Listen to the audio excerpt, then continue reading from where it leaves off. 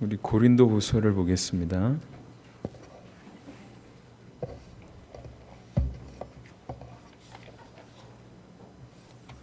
고린도후서 6장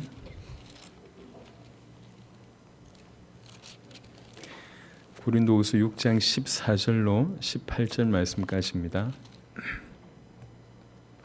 고린도후서 6장 14절로 18절.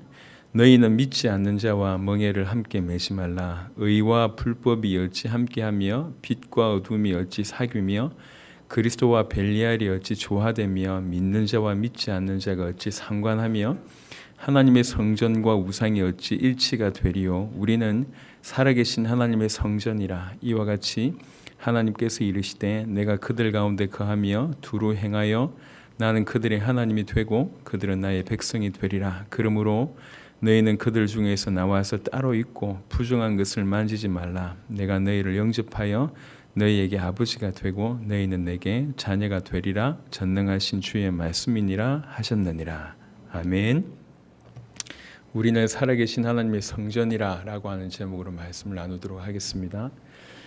오늘 그냥 이제 하나님의 성전이라고 할 때 하나님이 우리 안에 거하시기 때문에 이렇게 이제 쉽게 이해할 수 있지만 생각보다 굉장히 좀 깊은 의미가 있습니다. 그래서 성전이라고 하는 개념이 성경 전체에 이렇게 나와 있기 때문에 성경 전체를 통해서 성전이라고 하는 좀 개념을 이해하시면 우리가 하나님의 성전이라고 하는 이 말이 얼마나 큰지를 이제 깨닫게 될 겁니다.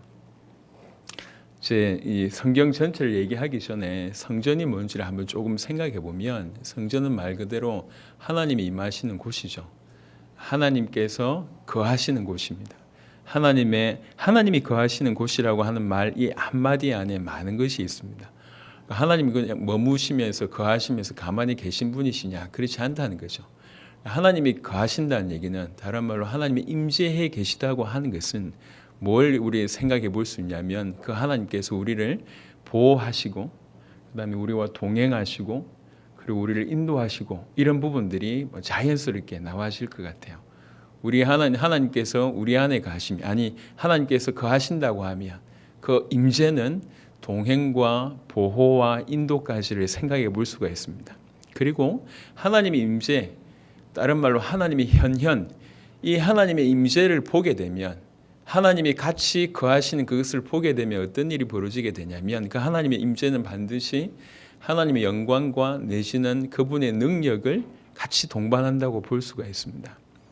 하나님의 임재는 다른 말로 하나님의 현현이면서 다른 말로 하나님의 영광과 하나님의 능력을 본다는 거예요. 이게 그래서 그냥 머무신다, 그냥 거하신다가 아니라 조금만 생각을 해보자고. 하나님이 거하신다고 하는 말이 어떤 의미인가? 예를 들면 구약의 어떤 성전을 예를 든다고 할 때 하나님이 그 구약의 성전에 계시다고 하는 것이 어떤 의미인가? 하나님이 그곳에 임재하셨을 때 그 하나님의 영광과 하나님의 능력을 보게 되고 그 하나님의 영광과 하나님의 능력을 볼 뿐만 아니라 그 살아계신 하나님이 우리를 인도하시고 보호하시고 동행하신다고 하는 것들을 자연스럽게 우리가 생각해 볼 수가 있을 것 같아요. 그러면 하나님이 임재하신 것을 경험하면 다른 말로 하나님의 영광과 하나님의 능력을 경험하면 그것을 맛보면 그 맛본 자들을 통해서 사실은 열방을 살리게 되는 것이 자연스러운 결과라는 얘기죠. 자, 이게 하나님의 성전, 하나님이 머무실 때, 하나님이 임하실 때 나타나는 일이라고 하는 겁니다. 자, 이런 개념을 가지고 한번 생각을 해보겠습니다. 구약에 창세기에 제일 처음 열면 에덴 동산이 나옵니다. 에덴 동산이 어떤 의미에서는 성전이었다고 해도 과언이 아니에요. 왜 그러냐면 그곳에 하나님께서 임재하셨거든요. 그러니까 하나님의 영광을 아담과 하와는 보게 됩니다. 그 하나님의 능력을 경험하게 됩니다. 그 하나님의 영광과 능력을 경험하고 그 하나님의 보호하심과 또 동행하심과 인도하심을 경험하게 되니까 이것이 그대로 어디로 표출되냐면 세상으로 표출됩니다. 그래서 실제로 그 에덴 동산을 다 다스리고 정복하는 일들이 아담에게 일어났습니다. 왜 아담에게 그런 일이 벌어졌냐면 임재하시는, 머무시는, 거하시는 그 하나님의 영광과 능력을 경험하고 그분과 교제하는 어떤 결과로 세상을 다스리고 세상을 통치하고 정복하는 일이 벌어졌다는 거죠. 이게 하나님의 성전이라고 하는 개념이고 그 하나님의 성전을 경험한 하나님의 성전에서 하나님의 임재를 경험한 자의 결과라고 볼 수가 있습니다. 근데 이 초창기에 있었던 그 에덴에서의 하나님의 성전, 즉 하나님의 성전은 하나님의 굳이 성전이라고 하는 개념을 쓰신 이유는 딴 게 아니라 우리와 같이 머물기를 원하신다는 거거든요. 마가복음 3장에 말씀드렸던 것처럼 내가 너희와 함께 하기를 원한다. 그게 하나님의 원함이십니다. 하나님의 소원이십니다. 그래서 처음부터 성전이라고 하는 개념을 계속 발전시키되 먼저 에덴을 통해서 말씀하셨다는 거죠. 하나님이 너희와 함께 있기를 원한다. 하나님이 너희와 함께 하면 그 임재를 보게 되면 그것을 경험하게 되면 그 경험한 하나님의 영광과 이 능력을 경험한 자들을 통해서 세상을 살리고자 하는 이것이 원래 처음부터 계획이었기 때문에 에덴에서 그런 것들이 먼저 나타났습니다. 그런데 아시다시피 그 에덴에서 이루어졌던 하나님의 성전이라고 하는 개념이 인간의 불신앙과 불순종과 죄라고 하는 것 때문에 사단의 틈으로 말미암아 그것이 깨집니다. 결론적으로 말씀을 드리겠지만 하나님은 계속 우리와 함께 거하기를 원하는 성전 회복을 계속 시도하십니다. 에덴에서 그 완전했던 그 성전의 의미가 깨지기 시작하고 나서 여러분 잘 아시는 시내산에서 모세를 불렀을 때에 하나님께서 많은 것들을 얘기를 하셨습니다. 그 중에 정말로 상당 부분 설명하셨던 게 뭐냐면 성막이라고 하는 부분입니다. 성막. 출애굽기 한번 보겠습니다. 출애굽기 25장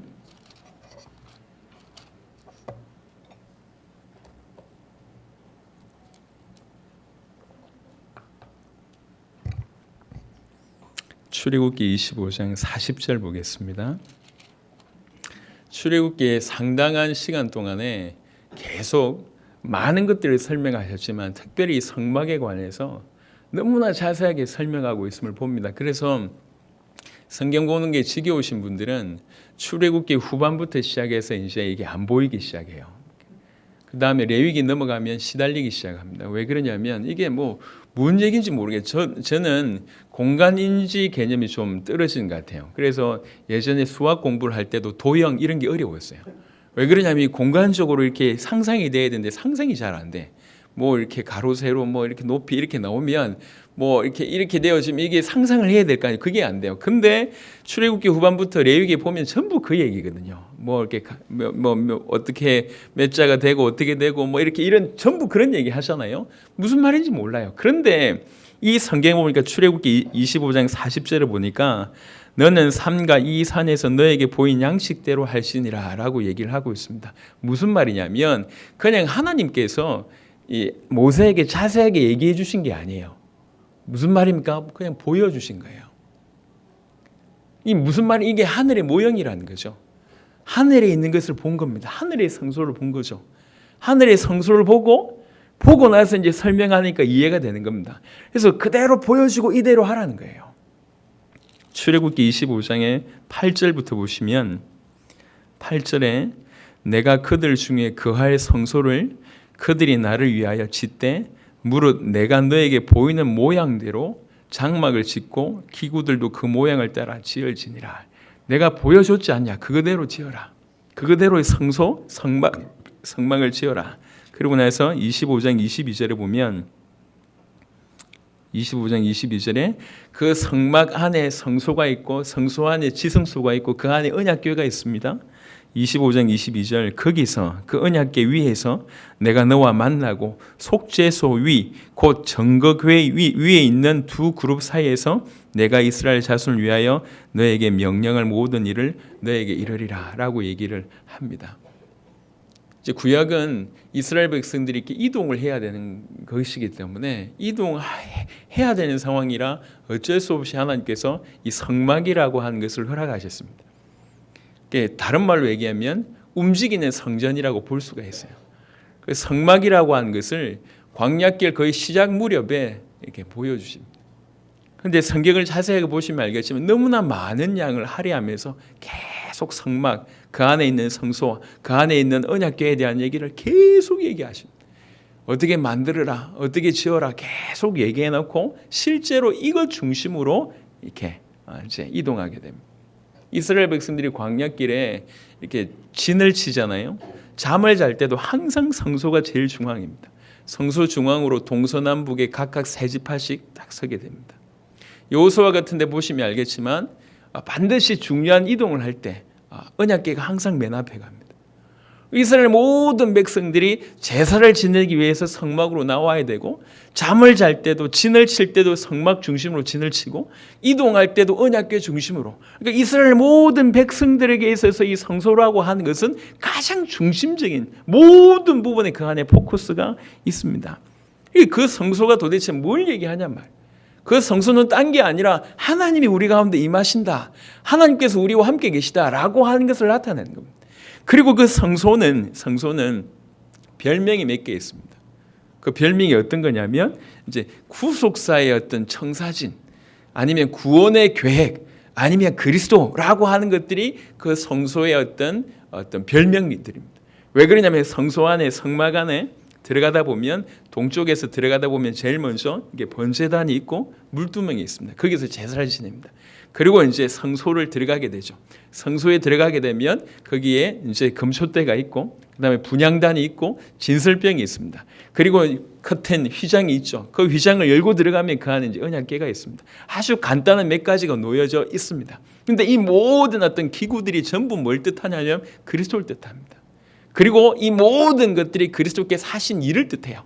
예를 들면 이제 제일 먼저 들어갔을 때 제사, 당신의 몸으로 우리를 위해서 피 흘리실 것을 이 번제단을 통해서, 그러고 나서 성소 안에 우리의 죄를 사시고 우리를 위해서 중보하시는 모습으로, 그리고 나서 이제 지성소 안에서 우리를 만나 주시고 심판하시는 그런 그리스도의 모습, 그리스도의 모습뿐만 아니라 그리스도께서 하신 일, 또 더불어서 어떻게 우리가 구원을 받을 수 있는지 모든 것을 그 성소를 통해서 허락하십니다. 이 구절은 개역개정 성경의 번역이 약간 좀 아쉬운데요. 시편 77편을 한번 보겠습니다.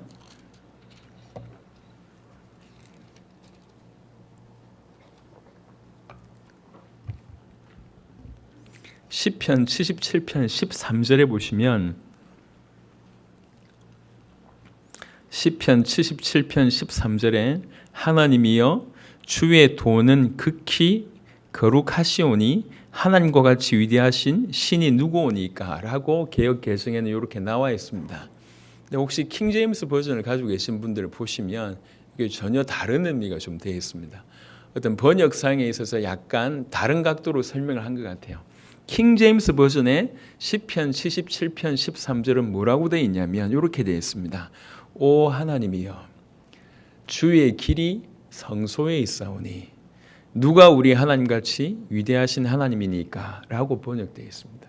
그래서 이 앞부분에 하나님이여 주의 도는 극히 거룩하시오니 라고 하는 이 구절이 킹제임스 버전에 어떻게 나와 있냐면 오 하나님이여 주의 길이 성소에 있사오니 이렇게 번역되어 있어요. 이제 주의 길이 성소에 있다는 거죠. 이 성소 안에 주께서 무슨 길을 걸으실지가 그 성소 안에 나와 있다 이 얘기예요. 그 성소를 통해서 우리 주님께서 우리를 어떻게 구원하실지가 그 성소에 나와 있다는 거죠. 그래서 그리스도 내신 그리스도께서 하신 일, 그리고 구원의 모든 비밀이 사실은 그 성소 안에 나와 있습니다. 생각을 해보세요. 출애굽기 후반이나 레위기를 보면서 힘들다, 복잡하다, 어렵다, 이해 안 된다. 물론 다 그 말이 맞습니다. 하지만 약간 다른 각도로 하필 이 중요한 때에 너무너무 중요해서 모세를 시내산에 불러 올려가지고 40일 동안 모세하고 소통하는 중에 왜 유독 이 말씀을 이렇게 많이 하셨고, 왜 유독 이것들을 많이 보여주셨고 이것에 집중하게 하셨을까? 우리 입장에서는 그냥 이렇게 설계도 하나 던져주시면 되지, 이렇게 자세하게 보여주시고 이렇게 자세하게 설명하시고 도대체 주님에게 있어서 이 성소는 도대체 어떤 의미가 있길래 이렇게 많이 보여주셨을까를 한번 생각해 보자고요. 우리 입장보다는 주님이 성소 내지는 성막 내지는 성전이라고 하는 이것들을 허락하셨을 때 단순하지 않다는 거죠. 에덴에서 이루셨던, 에덴에서 누리셨던 하나님이 임재하시고 하나님의 백성과 소통했던 그 모든 성전 안에서 이루어져야 될 그 모든 것들이 깨졌습니다. 그리고 나서 다시 회복을 시도하시는 거예요. 다시 인생들로 하여금 하나님 만날 수 있는 길을 시도하시는 겁니다. 그리고 이것이 완전히 이루어질 그리스도를 예표하시면서 성막과 그 안에 있는 성소라고 하는 개념들을 아주 심도 깊게 다루신 이후에 던져주셨습니다. 이스라엘 백성들은 눈치를 좀 챘습니다. 그래서 광야길 내도록 어떤 중심으로 살아가냐면 오직 성소 중심으로 살아갑니다. 오 주님, 주님의 길이 성소에 있습니다. 주님의 길이 성소 안에 있군요. 이래가지고 성막 중심으로 계속 살아가는 거예요. 머물 때에도, 전쟁할 때에도, 이동할 때에도, 제사를 지낼 때에도, 아니면 뭐 재판을 할 때도 모두 그 성막에서 성막 중심으로 진행되는 일이 벌어집니다. 그래서 성막이 완성될 때 무슨 일이 벌어졌냐면 출애굽기 40장을 보겠습니다. 출애굽기 40장 출애굽기 40장 34절 35절에 보면 구름이 회막에 덮이고 여호와의 영광이 성막에 충만하며 모세가 회막에 들어갈 수 없었으니 이는 구름이 회막 위에 덮이고 여호와의 영광이 성막에 충만함이었으며 우리 주님이 이 만들어진 성막을 얼마나 기뻐하셨는가를 보여주는 거예요. 그러니까 다른 말로 얘기하면 우리 하나님께서 머물 장소가 필요하십니까? 영이신 그분이 온 우주라도 그분을 담을 수가 없습니다. 그분이 머물 수 있는 공간이 온 우주에는 없습니다. 근데 얼마 되지 않는 지성수 해봐야 그냥 가로 5m, 세로 5m 정방형 구조예요. 그 좁은 곳에 그 언약궤 위에서 이제 이 인간들을 만난다고 하는 것이 이게 너무나 사실은 작은 일이에요. 있을 수 없는 일인데 왜 이런 일을 하셨냐면 우리 하나님께서 우리 인간들을 사랑하시고 우리 인간들과 만나기를 원하시는 화목하게 되기를 원하시는 바로 그것 때문에 특별히 이런 것들을 허락하신 것입니다. 그래서 구약에는요 조금이라 눈치가 성막이라고 하는 것이 얼마나 중요하냐, 성전이라고 하는 것이 얼마나 중요한지를 눈치를 챘어요. 그리고 주의 길이 그 성소에 있다고 하는 이 말을 알아들었습니다. 그래서 온전히 성막 중심으로 살게 됩니다. 그러다가 이제 이스라엘 백성들이 가나안을 정복을 하게 되고 이제 더 이상 이동할 일이 없기 때문에 하나님의 어떤 특별히 사랑을 받은 다윗이 꿈을 꾸기 시작합니다. 나는 이렇게 좋은 왕궁에 거하는데 하나님이 저 언약궤가 저렇게 천막에 있다. 이거 있을 수 없다. 이래가지고 성전 짓기를 사모하죠. 그래서 기도합니다. 그럴 때 하나님께서 너는 피를 많이 흘렸다. 그래서 아들 솔로몬을 통해서 성전을 짓게 하십니다. 아들 솔로몬이 성전을 지을 수 있도록 다윗은 다 준비한 이후에 이제 솔로몬이 이제 성전을 짓게 되죠. 이 성전의 완공이 주전 960년경에 이루어집니다. BC 960년경에 이 솔로몬 성전이 이루어집니다. 역대하를 보겠습니다. 역대하 성전이라고 하는 것이 우리 주님 생각하실 때 얼마나 엄청난 것인지에 대한 얘기를 지금 계속 하고 있습니다. 그래야지 살아계신 하나님의 성전이 됐다고 하는 이 말이 얼마나 깊은 말인지 이해하실 수 있을 것이기 때문에 역대하 5장 14절입니다. 역대하 5장 14절 제사장들이 그 구름으로 말미암아 능히 서서 섬기지 못하였으니 이는 여호와의 영광이 하나님의 전에 가득함이었더라. 6장 보겠습니다. 6장 21절입니다. 6장 21절 주의 종과 주의 백성 이스라엘이 이곳을 향하여 기도할 때에 주는 그 간구함을 들으시되 주께서 계신 곳 하늘에서 들으시고 들으시사 사하여 주옵소서. 성전을 짓고 그 위에 이제 그 안에 언약궤를 이렇게 안치했을 때 하나님의 영광이 가득하고 그것을 보고 이제 솔로몬이 기도합니다. 주님, 우리 백성들이 이러이러한 실수를 하고 이러이러한 어떤 죄를 범했을 때도 이 성전을 위해서 기도하며 하나님 용서해 주십시오라고 하는 기도를 쭉 합니다. 역대하 7장 1절부터 보겠습니다. 그 기도를 마치는 때에 7장 1절에 솔로몬이 기도를 마침에 불이 하늘에서부터 내려와서 그 번제물과 제물들을 사르고 여호와의 영광이 그 성전에 가득하니 여호와의 영광이 여호와의 전에 가득함으로 제사장들이 여호와의 전으로 능히 들어가지 못하였고 얼마나 기뻐하셨는지 여호와의 영광이 그 성전에 가득합니다. 제사장들이 감히 두려워서 못 들어갈 정도로 여호와의 영광이 가득했고 그만큼 우리 하나님께서 이 여호와의 성전을 기뻐하셨다는 것이죠. 시편 한 구절 보겠습니다. 시편 11편입니다. 시편 11편 4절 보겠습니다. 시편 11편 4절 여호와께서는 그의 성전에 계시고 여호와의 보좌는 하늘에 있으며 그의 눈이 인생을 통촉하시고 그의 안목이 그들을 감찰하시도다. 여호와께서는 그의 성전에 계시고 라고 하는 것을 아예 이렇게 정확하게 이게 정의를 내리는 성경 구절을 우리가 보게 됩니다. 하나님께서 우리 하나님께 성전을 얼마나 기뻐하셨는가를 그냥 한눈에 볼 수 있게 되고요. 실제로 그 이후에 다니엘 같은 사람이 이제 이렇게 문을 열고 하루 3번씩 예루살렘을 향하여 다른 말로 그 성전을 향해서 기도할 때 우리 주님이 그 기도를 기뻐하셨다는 것을 알게 됩니다. 하나님은 우리와 함께 있기를 원하십니다. 그래서 성전이라고 하는 장치를 주님께서 만드신 겁니다. 에덴이 하나님의 성전이었습니다. 그 에덴에서 하나님의 성전에서 아담과 하와는 하나님의 임재를 경험했고 또 하나님의 영광과 능력을 맛봤고 하나님의 동행하심과 인도하심과 보호하심을 경험하고 그 경험한 하나님의 영광과 하나님의 능력으로 만물을 다스리는 일이 벌어졌습니다. 이게 여호와의 성전에서 일어난 일이고 그 성전에서의 축복을 받은 자들을 통해서 일어나는 일이었습니다. 근데 그 여호와 하나님과 함께 하시는 하나님 임재하시는 그 여호와의 성전이라고 하는 개념이 인간의 불신앙과 죄 때문에 끊어지게 되는 거죠. 그런데 하나님께서는 거기에서 멈추시지 않으시고 정말 가장 극적인 순간에 모세를 불러내셔서 40일 동안 이 성막이라고 하는 것을 설명하십니다. 보여주십니다. 그리고 내려오자마자 딴거 하지 않고 그것부터 합니다. 온 이스라엘 백성들이 성막 중심으로 살아냅니다. 그리고 나서 성전이 완공된 이후에는 온 이스라엘 백성들이 성전 중심으로 삽니다. 1년에 몇 번씩 중요한 유대의 명절 때는 항상 성전을 가야 돼요. 그리고 나서 모든 제사는 성전에서만 진행됩니다. 그래서 이스라엘 백성들 전체는 성전 중심으로 살 수밖에 없습니다. 지금도 유대인들은 요 생활을 하고 있습니다. 그만큼 아주 간절하게 이 여호와의 성전이라고 하는 개념이 들어가 있습니다. 실제 그 개념은 뭐냐면 여호와의 성전, 성막이라고 하는 개념은 뭐냐면 하나님이 거하신다는 거예요. 하나님이 임재하신다는 거죠. 그 하나님이 임재하시고 하나님이 거하시기 때문에 그 하나님과 함께 해라라고 하는 것이 성전의 의미입니다. 그 하나님께서 임재하시고 하나님이 거하시고 하나님이 현현 나타나시면 그 하나님의 영광과 능력을 맛보게 되면 그리고 그의 보호하심과 동행과 인도를 맛보게 되면 그 능력과 영광으로 세상을 살게 되고 세상을 이길 수밖에 없다는 것이 성전을 주신 하나님이 우리와 함께 하시겠다고 하는 그 메시지가 담겨져 있는 내용들입니다.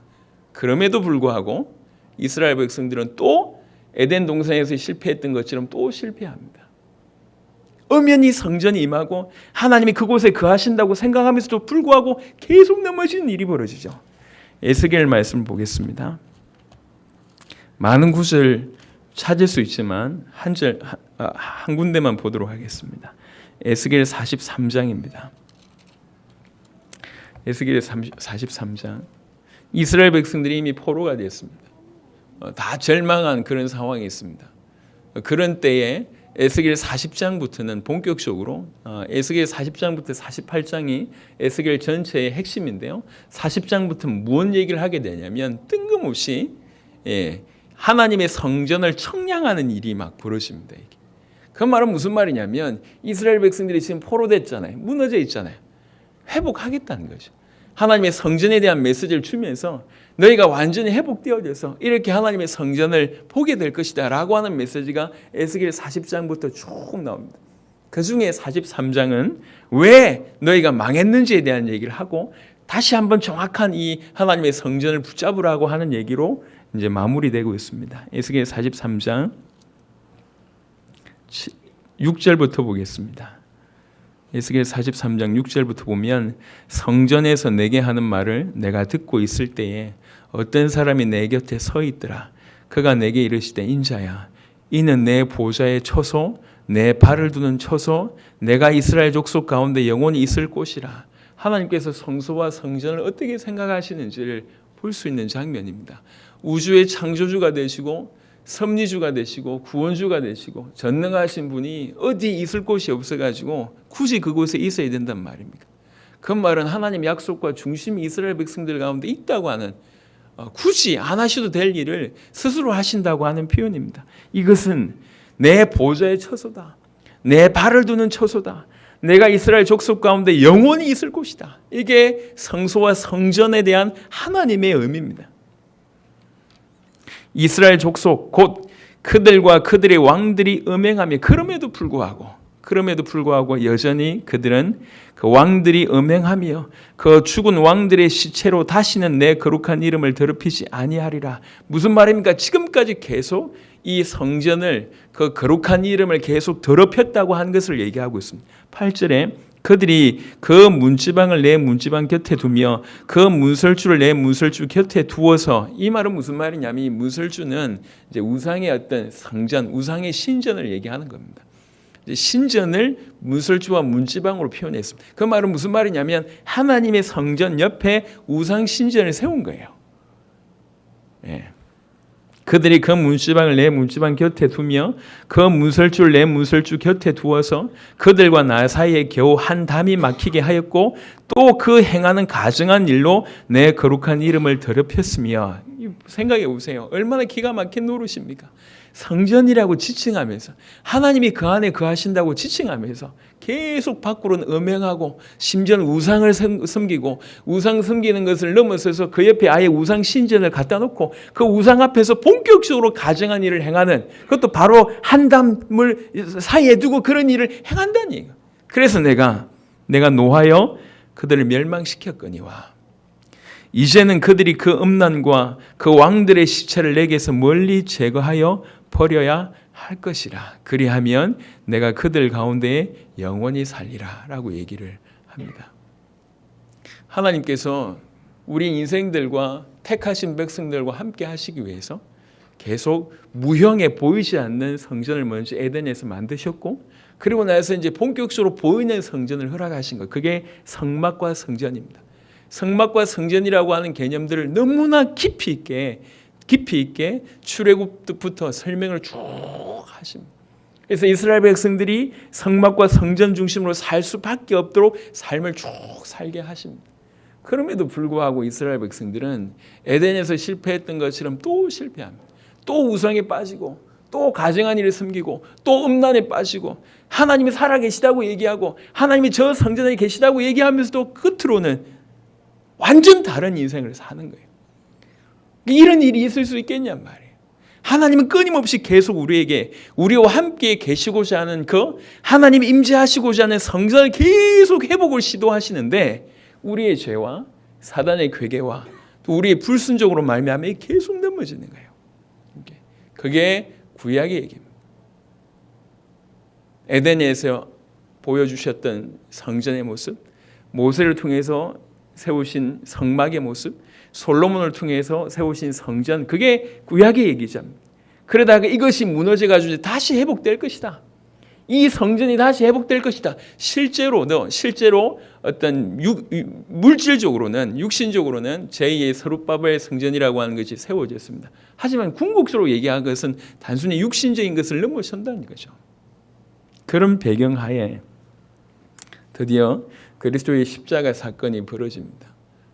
우리 주님이 이 땅에 오셔서 그 성소의 식양대로, 성소의 모습 그대로 당신은 그 길을 걸으시면서 그 십자가로 말미암아 우리 모든 죄와 저주와 사단과 하나님과 떠난 모든 문제들을 일시에 완벽하게 영원히 해결하셨습니다.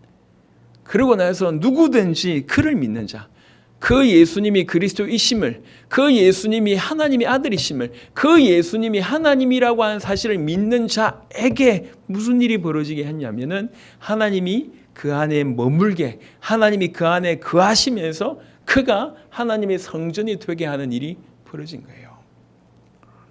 더 이상 보이는 성전의 개념을 넘어서서 보이지 아니하는, 또 어떤 의미에서는 걸어다니는 그런 성전으로 우리를 만드신 겁니다. 그래서 우리 안에 하나님이 계시기 때문에 우리가 성전이다. 물론 그 말도 맞습니다. 하지만 하나님이 성전이라고 하는 개념이 어떤 개념인지를 구약부터 본다면 작은 얘기가 아닙니다. 그래서 우리가 하나님의 성전 됐다고 하는 것은 그리스도의 십자가 사건으로만 가능할 뿐만 아니라 이것은 실로 사실은 너무 놀라운 얘기입니다. 너무 놀라운 일이 벌어진 거예요. 그래서 고린도전서 3장 16절에도 너희가 하나님의 성령의 전인지 알지 못하냐 이렇게 얘기하고, 오늘 고린도후서 6장을 보니까 우리가 살아있는 하나님의 성전이라고 얘기를 합니다. 자, 처음 제가 성전의 개념을 설명했듯이 하나님의 성전이 뭡니까? 하나님이 거하시는 곳이에요. 하나님이 임재하시는 곳입니다. 하나님이 임재하신다는 얘기는 하나님의 동행과 하나님의 보호와 하나님의 인도가 당연히 따라옵니다. 또 하나님의 임재는 무엇의 임재입니까? 그분의 영광과 능력으로의 임재입니다. 그래서 우리가 성전에 우리가 성전이라고 얘기했던 것은 그것이 사실이란 얘기예요. 우리 안에 하나님이 임재하시고 우리 안에 하나님이 현현하신다는 거죠. 우리 안에 하나님의 동행과 인도와 보호의 모든 것들이 우리 안에 이루어졌다는 얘기고, 하나님의 영광과 하나님의 능력이 실제가 되는 것이 성전이 되었다고 하는 것의 의미입니다. 이것이 사실이란 얘기죠. 그래서 우리가 하나님의 성전이라고 하는 것은 하나님의 영광과 하나님의 능력이 실제로 우리 가운데 임하게 돼 있고, 그 하나님의 능력과 이 어떤 영광을 그 실제를 경험하게 되면 그 경험으로 말미암아 에덴 동산의 아담처럼 세상을 살려내는, 열방을 살려내는 이런 일들이 벌어질 수밖에 없다는 겁니다. 이건 비단 신분의 얘기가 아니에요. 신분을 넘어서서 상태까지 하는 얘기입니다. 놓칠 수 없기 때문에 두 가지 중요한 성경 구절 한번 더 보고 고린도후서 6장을 마무리하겠습니다. 예레미야 17장입니다.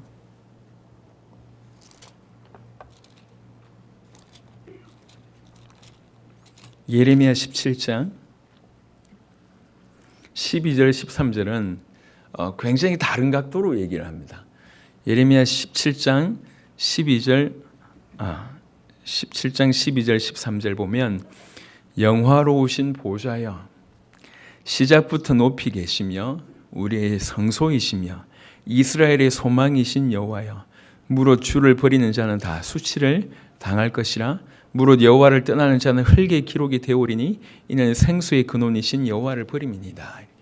우리 하나님을 뭐라고 얘기했냐면, 하나님이 머무시는 곳이 성소인데 여기는 뭐라고 얘기했냐면 그 하나님께서 성소 자체다라고 얘기합니다. 여호와께서 우리의 성소가 되신다. 계시록을 보겠습니다.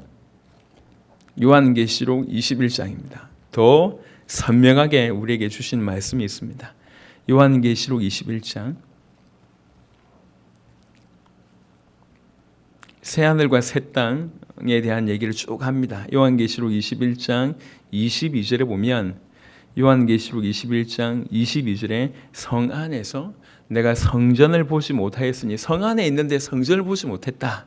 이는 왜 그러냐? 주 하나님 곧 전능하신 이와 및 어린 양이 그 성전이심이라. 우리 하나님이 성전이라고 얘기합니다. 우리 하나님이 성전이래요. 또 우리도 살아계신 하나님의 성전이래요. 이게 뭐 어떤 의미가 있는지는 각각 해석을 해보시길 바랍니다. 근데 제가 말하고자 하는 요지는 뭐냐면, 우리가 하나님의 성전이 됐다고 하는 말이 그냥 우리가 이해하는 하나님 내 안에 계시지라고 하는 정도의 수준이 아니라는 거예요. 하나님이 성전이고 우리 또한 성전이래요.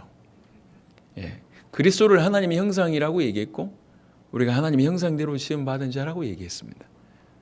이게 어떤 의미인지, 그냥 하나님이 우리 안에 거하시기 때문에 우리가 좀 이렇게 잘 살아야 되고 우리가 축복받았다 이 정도의 낮은 수준의 개념이 아니란 거예요. 성전이라고 하는 개념이 에덴이 하나님의 성전이라고 얘기할 때 창세기부터 계시록까지 나와지는 개념입니다. 관통하는 개념이라는 거. 성전, 하나님이 우리와 함께 계시는 바로 그것이 구약부터, 사실 창세기부터 계시록 끝까지 그 하나님의 성전이라고 하는 개념은 유유히 흘러갑니다. 그 하나님의 성전이라고 하는 개념은 하나님이 우리 가운데 거하신다는 거죠. 하나님이 거하시는 처소가 성전입니다.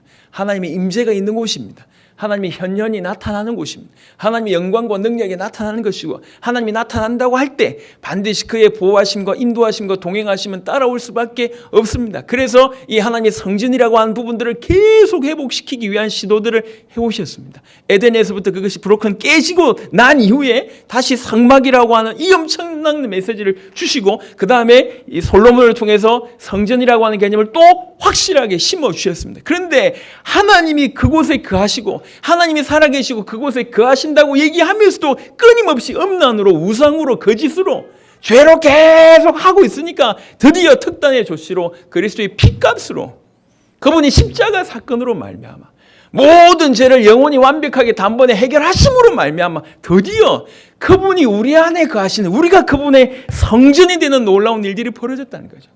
그래서 우리가 살아계신 하나님의 성전이라고 하는 것은 사실은 너무나 놀라운 일입니다. 이것만 해도 놀라운데 성경은 뭐라고 얘기하고 있냐면 그 하나님께서 성전에 거하시면서 동시에 그가 성전이래요. 요한복음에 보면 요한복음 2장에 성전을 허물라라고 얘기하는 내용이 나오잖아요. 그러면서 이 성전이 예수님께서 자기의 육체를 이루심이라고 얘기했습니다. 하나님이시면서 하나님이 거하시는 처소가 성전이랍니다. 이 두 가지 개념이 동시에 존재합니다. 어떻게 존재하고 있냐? 그리스도를 이해해 보시면 이게 이해가 돼요. 그리스도는 하나님이십니다. 동시에 성전이십니다. 그런 개념으로 삼위일체를 확장해 보면 이 말이 이해가 되는 거예요. 하나님이시면서 하나님의 성전이에요. 근데 우리를 하나님의 성전이라고 얘기하고 있습니다. 이건 우리를 그만큼 하나님처럼 높였다면 이런 얘기를 하는 게 아닙니다. 다른 말로 그만큼 우리가 하나님의 성전이 됐다고 하는 의미가 심오하고 깊다는 거예요. 너무 놀라운 은혜가 예수가 그리스도라고 하는 그 믿음으로 말미암아 우리에게 주어졌다고 하는 얘기를 말씀드리고 싶습니다. 이게 지금 사도 바울의 포인트입니다. 너희가 누군 줄 아냐? 고린도 교회는 너무나 많은 문제가 있는 교회입니다. 그 교회에게 시종일관 하는 얘기입니다. 고린도 전서에도 고린도 후서에도 동일하게 너희가 하나님의 성령의 전이다. 너희가 살아계신 하나님의 성전이다. 그러니 이러지 말고 저러지 말라라고 하는 얘기를 하는 겁니다. 먼저 뭘 확신을 심어주냐? 그 정체성부터 먼저 다뤄주는 겁니다. 너희가 살아계신 하나님의 성전이다. 우리가 하나님의 성전이라면 정말로 우리가 예수를 그리스도로 믿어서 구원받는 하나님의 성전이 되었다고 하면 이것이 리얼이라고 하면 그 성전에 있었던 일이 우리에게 있는 것이 당연합니다. 그 성전에는 하나님이 머무시는 곳입니다. 하나님의 임재가 있는 곳이 성전입니다. 그 하나님의 임재는 이론이 아니라 사실이었습니다. 그 하나님의 임재, 그 하나님의 나타남이 늘 나에게 있는 거예요. 이게 사실입니다. 하나님이 살아계신 하나님이 늘 나에게 나타나고 늘 내 속에 있기 때문에 당연히 그분의 보호하심과 동행과 인도를 경험할 수밖에 없고 믿을 수밖에 없습니다. 이런 질문들을 많이 한다고 합니다. 우리도 마찬가지고 외부에도 마찬가지일 겁니다만 예수는 그리스도 모든 문제 해결을 했다고 얘기하는데 말은 그렇게 하는데 뭐가 많잖아요. 이거 어떻게 해결해야 됩니까? 어떻게 해결해야 됩니까? 라고 하는 어떤 하우를 계속 묻는 것 같아요. 이런 방법으로 해야 됩니까? 저런 방법으로 해야 됩니까? 물론 하우도 맞습니다. 하지만 진실로 중요한 것은 그분이 나와 함께 계시다는 거죠. 해답이 그 안에 있습니다. 그분이 함께 계시다는 거예요. 그 창조주와 권능자이신 그분이 나와 함께 계십니다. 그 하나님과 모든 것을 동행하면서 풀어낼 수가 있습니다.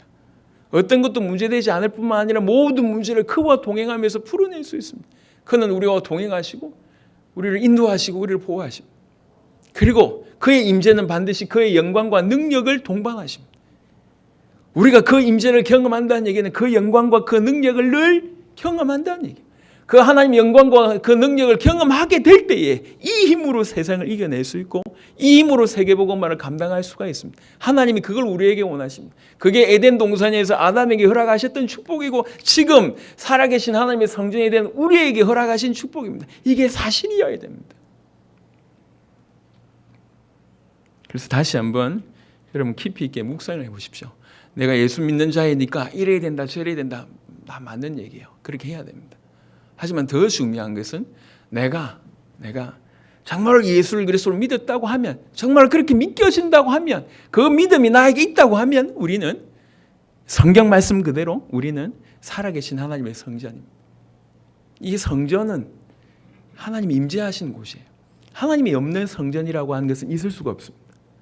하나님이 안 계시는데 머물지 않은데 그것이 성전이냐? 성전은 아닙니다.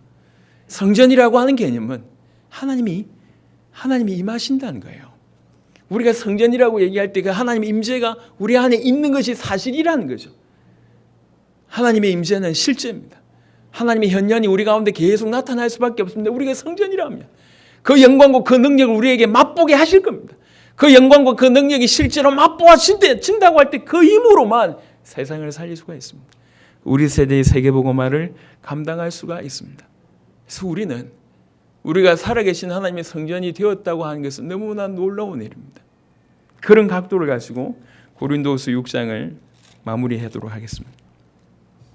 고린도후서 6장에 너희는 14절에 믿지 않는 자와 멍에를 함께 하지 말라, 함께 매지 말라라고 얘기합니다. 이건 어떤 각도냐면 우리가 이 땅을 살면서 불신자들하고 아무런 교류를 하지 말라 그런 얘기를 하는 게 아닙니다. 그러면 우리가 저기 이렇게 산속에 가서 살아야죠. 예수 믿는 사람들끼리. 그 얘기를 하는 것이 아니라 멍에를 매지 말라라고 하는 얘기는 그 불신자와 똑같은 사고방식이나 생활방식이나 목표나 이런 거를 취하지 말라는 얘기고 믿음의 순수함을 해치려고 하는 어떤 세상의 어떤 여러 가지 것들과 타협하지 말라는 얘기예요. 같이 있되 다른 겁니다. 물과 기름처럼 섞이지 않는다는 얘기예요. 멍에를 매지 마라. 그러면서 계속 반복적으로 합니다. 의와 불법이 어찌 함께하며 빛과 어둠이 어찌 사귀며 그리스도와 벨리알이 어찌 조화되며 믿는 자와 믿지 않는 자가 어찌 상관하며 하나님의 성전과 우상이 어찌 일치가 되리오라고 하면서 사실은 계속 중복되는 얘기를 계속 강조하는 얘기입니다. 사실은 빛과 어둠에 대한 얘기죠. 하나님의 성전과 우상에 대한 얘기입니다. 불법과 의에 대한 얘기예요. 그러니까 같이 할 수 없다는 얘기를 계속 강조하는 겁니다. 강조하되 함께 한다는 단어, 사귄다는 단어, 조화된다는 단어, 상관한다는 단어, 일치가 된다고 하는 단어가 다 강조점이 다릅니다. 일일이 그것을 다 훑어볼 시간은 없습니다. 훑어볼 필요가 없고 그냥 이게 무슨 의미냐? 같이 할 수 없다는 거예요. 같이 할 수 없다. 이건 있을 수 없다. 있을 수 없는 일이다. 다른 말로 얘기하면 어떻게 설명할 수 있냐면 너희가 하나님의 성전이라며. 근데 어떻게 우상과 함께 할 수 있냐? 어떻게 너희가 불법을 저지를 수 있냐?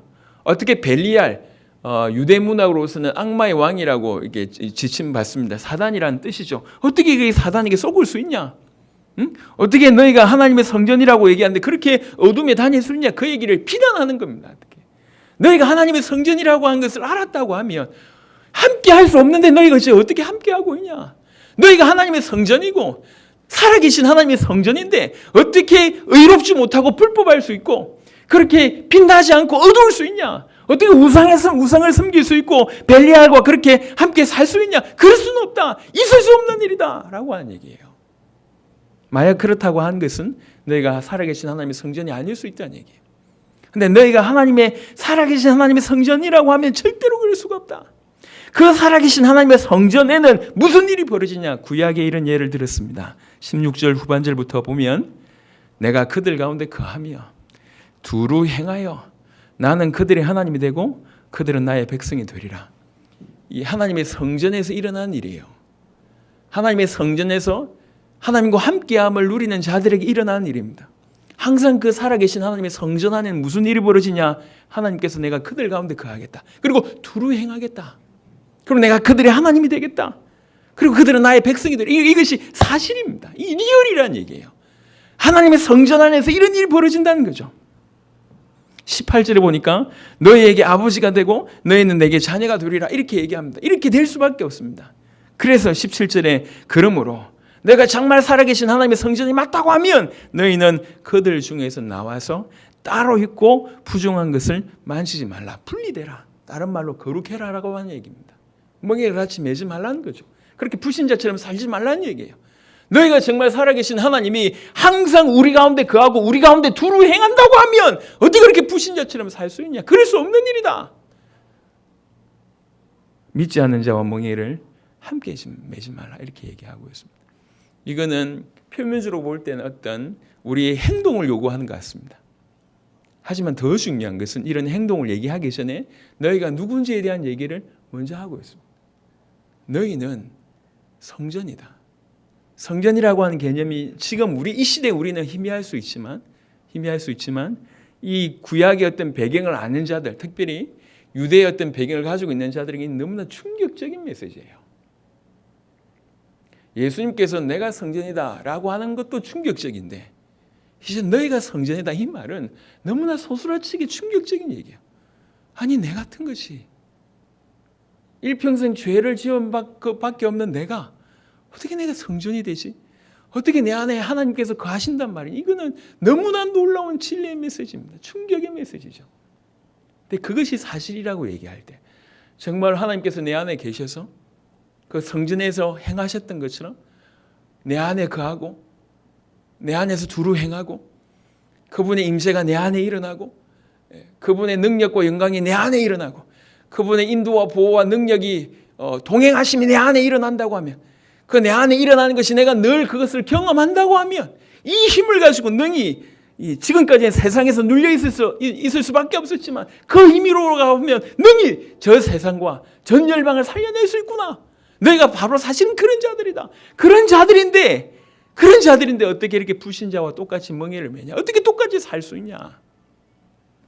한편으로는 책망이지만 한편으로는 신분을 다시 한번 정확하게 짚어주는 부분입니다. 오늘 우리는 명절을 맞이했습니다. 물론 명절 맞이해서 하고 싶은 말씀들, 절긴 메시지 얼마든지 할 수 있지만 그게 중요하지 않더라고요. 제가 별로 절긴 메시지를 특별하지 않으면 하지 않습니다. 세상 명절하고 계속 복음을 전했는데 꼭 그 명절에 맞게끔 메시지를 전해야 됩니까? 그럴 필요는 없다. 더 중요한 것이 전달돼야 되겠다. 이러면서 기도하면서 오늘도 성전이라고 하는 메시지를 전달합니다. 그럼 시시하지 않습니다. 제가 늘 얘기하지만 우리는 너무나 대단한 말들을 너무나 쉽게 들어왔고 쉽게 여겨왔습니다. 우리가 하나님의 성전이라고 하는 표현을 우리는 너무나 오랫동안 써왔습니다. 그리고 한편으로는 그것 때문에 위로받기도 했습니다. 하지만 정작 그것이 얼마나 깊은 의미가 있는지를 잘 몰랐습니다. 여러분 하나님의 성전이라고 하는 것은 너무 놀라운 얘기예요. 하나님이 거하신다고 하는 것은 그냥 보리자루 꽂아놓은 보리자루처럼 멍하게 계신 게 아니에요. 그건 우리가 만든 개념입니다. 하나님의 성전에서는 하나님의 임재가 사실입니다. 여호와의 영광이 너무나 충만한 것이 사실입니다. 여호와의 영광, 그 여호와의 능력이 충만한 곳이 성전이었습니다. 그 성전에서 여호와의 영광과 능력을 경험한 자들은 주저없이 살아계신 하나님을 선포할 수밖에 없었고 그런 자들로 말미암아 세상이 정복되어 나갔습니다. 지금 너무나 놀랍게 이 구약부터 시작된 이 성전의 연속성 안에 우리가 있다는 거예요. 사실은 더 이상 흔들리지 않도록 눈에 보이고 껍데기가 아니라 우리 안에 하나님께서 성전을 지으셨습니다. 이 성전은 장래 하늘나라에 가서 참된 성전으로 변화하게 될 겁니다. 지금 우리는 이 땅에 살면서 그 하늘의 축복을 누릴 수 있는 경험들이 주어졌습니다. 정리하겠습니다. 예수님이 십자가를 지시고 부활하셨습니다. 예수님은 우리의 메시아가 되시고 하나님의 아들이십니다. 그 예수님께서 십자가를 지시고 부활하심으로 말미암아 이루어내신 구원의 사건은 퍼펙트입니다. 부족하지 않습니다. 그 구원으로 말미암아 우리에게 이루어진 축복이 뭐냐면 우리가 하나님의 살아계신 그 하나님의 성전이 됐다는 거죠. 하나님의 성전이 됐다는 거죠. 우리 안에 하나님의 임재가 늘 있겠다는 얘기. 내가 그들 가운데 너희 가운데 머물며 너희 가운데 행하여 이것이 사실이 됐다는 거죠. 그 영광과 능력으로 늘 우리 가운데 임재하겠다는 약속입니다. 그것이 사실이라고 하는 약속이에요. 그분의 임재는 우리의 동행과 보호와 인도를 동반합니다. 겁날 것도 없고 무서울 것도 없어요. 사실 모든 것이 끝난 축복이 우리가 살아계신 하나님의 성전이라고 하는 이 한마디 안에 들어있습니다. 영원한 천국에서 이루어질 그 참 성전을 지금 우리에게 먼저 예표로 보여주셨다고 볼 수가 있습니다. 이렇게 우리가 하나님이 살아계신 하나님의 성전이라고 얘기할 때 우리는 불신자처럼 살 수 없습니다. 죽은 하나님을 섬기는 종교인처럼 살 수 없습니다. 멍에를 같이 맬 수가 없습니다. 조화될 수 없습니다. 살아계신 하나님의 성전이라고 할 때 우리는 더 이상 불법에 불의에 어두움에 우상의 벨리 아래 무릎 꿇을 수가 없습니다.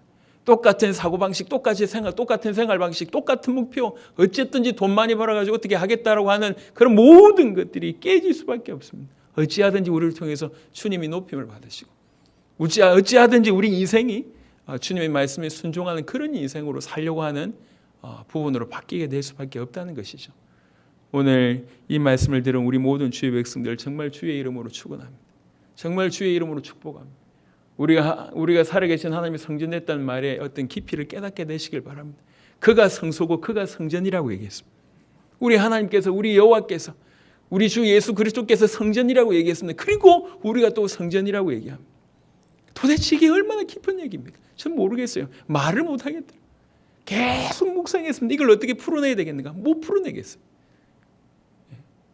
그가 성전이고 우리가 성전이다. 이거를 어떤 말로 풀어낼 수 있는 그런 어떤 능력이 저한테는 없더라고요. 암만 해봐도 모르겠어요. 근데 느낄 수 있는 것은 참 깊구나. 우리가 성전됐다는 말이 참 깊은 말이구나. 너무나 깊고 심오한 말이구나. 이런 축복이 우리에게 그리스도의 피값으로 주어졌구나. 여러분, 어떤 세상의 기준에 어떤 감정적인 부분에 계속 넘어지지 마시고 우리가 살아계신 하나님의 성전이라고 하는 이 말 한마디로 큰 힘을 얻을 뿐만 아니라 우리가 살아계신 하나님의 성전이기 때문에 믿지 않는 자와 멍에를 매지 않는 분리된 거룩한 삶을, 하나님께 영광 돌리는 그런 삶을 살게 되기를 그리스도 예수 이름으로 축원합니다. 하나님 감사합니다. 귀중한 백성들과 오늘 함께 예배드릴 수 있도록 은혜 베푸심을 감사합니다. 하나님이 머무시는 곳, 하나님이 거하시는 곳, 하나님이 임재하시는 곳, 하나님의 현현이 나타나는 바로 그곳으로 아버지 우리를 성전 삼아 주셔서 감사합니다. 우리가 하나님의 살아계신 하나님의 성전이라고 하는 말이 얼마나 깊은 말인지 깨닫게 하시고 얼마나 큰 축복을 받았는지 알게 하시고 이제 살아계신 하나님의 성전으로 하나님의 실제, 하나님의 나타나심과 하나님의 임재와 하나님의 영광과 하나님의 능력이 우리 가운데 늘 나타나는 그 모든 것들이 날마다 사실이 되고 실제가 되게 하시고 그 영광과 능력과 그 보호하심과 인도하심과 동행하심을 임재하심을 경험한 자로서 힘을 얻어 열방을 살려내는 우리 세대의 세계복음을 감당해내는 귀중한 주의 백성들이 다 될 수 있도록 축복하여 주옵소서. 감사를 드렸고 우리 주 예수 그리스도 이름으로 기도드렸습니다. 아멘.